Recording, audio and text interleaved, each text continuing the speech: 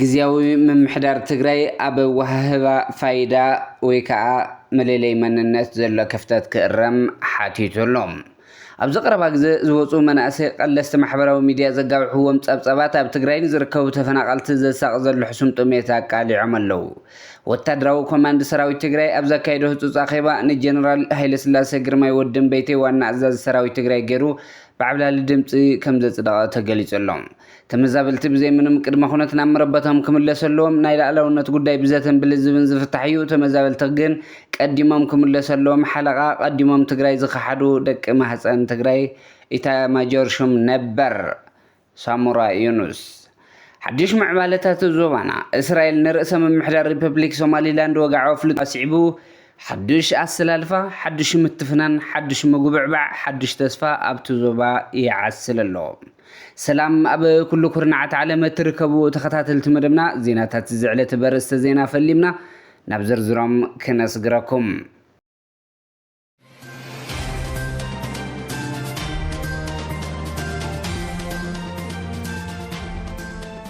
ትካል ስታቲስቲክስን ምዝገባ ወሳኒ ኩነት ትግራይ ምስ ሃገራዊ ዲጂታል መታወቂያ ወይ ከዓ ፋይዳ ኣተሓይዙ ኣብ ምዕራብ ትግራይን ሰሜን ምዕራብ ትግራይን ዝረአ ዘሎ ኣሰራርሓ ላዕላውነት ትግራይ ዝግህስ እዩ ክብል ቅሬቱ ኣቕሪቡ።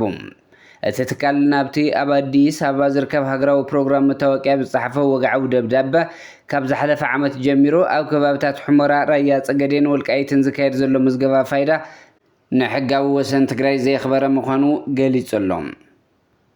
እቲ ትካል ከም ዝሓበሮ እቶም ከባቢታት ብሕገ መንግስቲ ፍልጦ ዝተዋሃቦም ናይ ትግራይ ግዛኣት እናሃሎ እቲ ምዝገባ ግን ነዚ ሓቂ ዘንፀባርቕ ምዝንባዕ ስነ ህዝቢ ዲሞግራፊክ ቼንጅ ዘስዕብ እዩ ክብል ሓቢሩ እዩ። መንግስቲ ትግራይ ንሃገራዊ ዲጂታል መታወቂያ ዕውት ንምግባር ልዑል ፋይናንሳዊ ፖለቲካዊ ደገፍ ክህብ ከም ዝፀንሐ እውን እቲ ትካል ኣብ ዝፀሓፎ ደብዳበ ጠቒሱ ኣሎ። ይኹን እምበር እቲ ሕዚ ዝካየድ ዘሎ ነቲ ዝነበረ ናይ ሓባር ስራሕ መንፈስ ዝሃስብ ምዃኑ እውን ሓቢሩ እዩ። እቲ ምዝገባ ላዕላውነት ትግራይ ብዝሓለውን ሕጋዊ ወሰን ብዘኽብረን መልክዑ ተስተኻኺሉ ንኽስራሕ እቲ ትካል ፃውዒት ኣቕሪቦሎም። ኣብ ቀረባ ግዜ ዝወፁ ዘለዉ ቀለስቲ ማሕበራዊ ሚድያ መናእሰይ ዘጋብሕዎም ፀብፀባት ኣብ ትግራይ ዝርከቡ ተፈናቀልቲ ዘሳቕ ዘሎ ሕሱም ጥሜት ኣቃሊዖም። ድሙር ፃዕርቶም ዝቀላቀሉ ዘለዉ ቀለስቲ ማሕበራዊ ሚድያ ብመነፅር መልእኽቲ ሚላን እንትርአ ሰፊሕ ደገፍ ክወሃቦ ዝግባእ ኣብነታዊ ተግባር እዩ። ኣብ ትግራይ ካብ ዝሞቱ ብፀብጻብ ካብ ዝተረጋገፀ ሰባት ዳርጋ ፍርቆም ብሰንኪ ጥሜት ዝሞቱ እዮም። ብኣቆፃፅራ ኤውሮጳ ካብ ሕዳር 2022 ክሳብ ናሓሰ 2023 ንዝነበረ ግዜ ዝሸፈነ ኣካዳሚያዊ መፅናዕቲ ከም ዘመላኽቶ ጥሜት ኣብ ኩሎም ብርክታት ዕድመ ንዝርከቡ ሰባት እቲ ኣውራ ጠንቅመት ኮይኑ ኣብ መንጎቶም ከም ዝሞቱ ዝተረጋገፀ ሰባት 49.3 ሚእታዊ ዝሽፍን እዩ። ትሕቲ 5 ዓመት ዝዕድመኦም ህፃናት ደቂ ኣንስትዮ ካብ መንጎ እቶም የመና ነዚ ሓደጋ ዝተቃልዑ እዮም። ብኣቆፃፅራ ኤውሮጳ ካብ 2022 ነዚ ኣብ ሰሜናዊ ምዕራብ ትግራይ ኣብ ዝርከብ ሕፃፅ ማዕቆብ ተፈናቀልቲ ልዕሊ 300 ሰባት ብጥሜትን ሳእን ሕክምናዊ ደገፍ ከም ዝሞቱ ቅድም ኢሉ ዝወፁ ሓበሬታታት ይሕብሩ። ብኣቆፃፅራ ኤውሮጳ ካብ ሓምለ 2025 ነዚ ጥራሕ ልዕሊ 50 ሰባት ብተወሳኺ ከም ዝሞቱ ፀብጻባት ኣለው። ብምክንያት እዚ ብኣሽሓት ናይ ዝቁፀር ሰብ ሂወት ሓደጋ አንፀላልይዎ ኣሎ። እዚ ከምዚ ኢሉ እንተሎ ሰብኣዊ ረድኤት ብዝለዓለ ደረጃ ምንካዩ ነቲ ቅልውላው ክዓምቕ ገይርዎ እዩ። ሓገዝ ምግቢ ዝተገበረሎም ወገናት ብ52 ሚእታዊ ምንካዮም ኣብ ጥሪ 2025 1,657,018 ሰባት ዝነበረ ቁፅሪ ተሓገዝቲ ኣብ ሕዳር 2025 ናብ 931,179 ምውራዱ መረጋገፂ ኢሉ ኣሎ። ካብ መንጎ እዞም ተሓገዝቲ እቶም ዝበዝሑ ተፈናቀልቲ እዮም። እዚ ማለት ኣብ ውሽጢ 9 ኣዋርሕ 931,179 ሰባት ጥራሕ ደገፍ መድሓኒት ተዋሂቦም እዮም።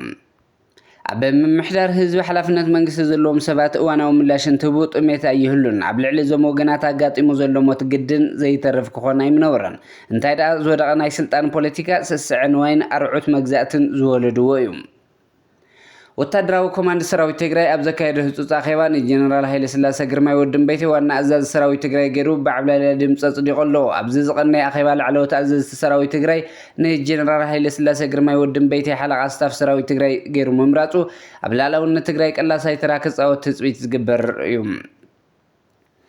ተመዛበልቲ ብዘይ ምንም ቅድመ ኩነት ናምረበቶም ክምለሰሎም ናይ ላዕላውነት ጉዳይ ብዘተን ብልዝብን ዝፍታሕ ተመዛበልቲ ግን ቀዲሞም ክምለሰሎም ሓለቓ ቀዲሞም ትግራይ ዝኸሓዶ ደቂ ማህፀን ትግራይ ኣብ ምዕራብ ትግራይ ዘለው ዘይሕጋዊ መምሕዳራት ዕጡቃት ሰፈርቲ ይውፁ ናይ ትግራይ ግዛኣት ፈለማ ናብ ዝነበሩ ይመለስ ምስ መንግስቲ ጸጥታን ማሕወር ይመለሱ ዝብል ቅድመ ኩነት ኣይተቐመጡን መጀመርያ ሰቂልኩም ናብ ምዕራብ ትግራይ ተመዛበልቲ መልስዎም ከምቲ ኣብ ጸለምቲ ዘሎ መከራ ይብፅሐም ይብል ኣሎ ጀነራል ሳሙራይነስ ሓለቓ ቀዲሞም ትግራይ ዝኸሓዱ ደቂ ማህፀን ትግራይ ናይ አብይ አሕመድ ዘረባ በትግርኛ ዝደገመ ሰብዮም حدش معبالتات زوبانا إسرائيل نرأس ممحدار ريبوبليك سوماليلاند وقعوا فلتو مهباس عبو حدش السلالفة حدش مقبع حدش تسفى أبتو زوبايا عسلالو أبز ساعات بمنقستي بنجامين نتانياهو نلاقلو نت مريتان حد نتان هاقرا سوماليلاند زقز توسيدو زلو سقوم تفلتو نرأس ممحدار ريبوبليك سوماليلاند حدا كاب زعبي أهقرا وزعبا كوين يركب درو هاقرات تركن سوماليان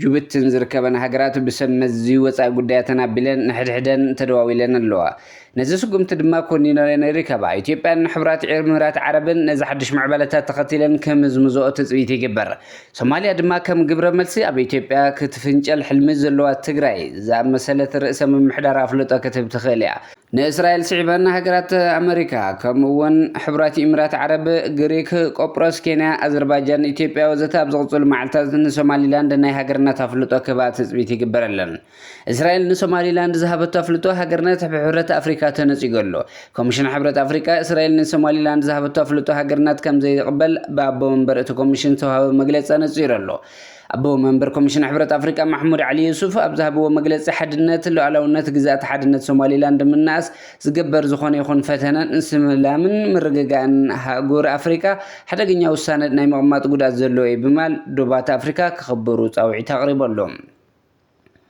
قدامي منستر إسرائيل بنيامين نتنياهو هاجرهم من سوماليلاند أفلتو هاجرنات كم ذهبتن مستعد ملء دبلوماسيا ومحزنات مفتر زخل اسم مع كم زختمتن تمال عرب علاو مقبرم يفلت توسانة بهاجرات سوماليا جبسي جبتن تركن تقاومو كم زقتمو سبسابات عرب نيوس يردوم باركاس كبرات خطات التمربنا زيناتات زعلتها بزخم بيتنا سسنا ينعخم سلام نعخ تقراي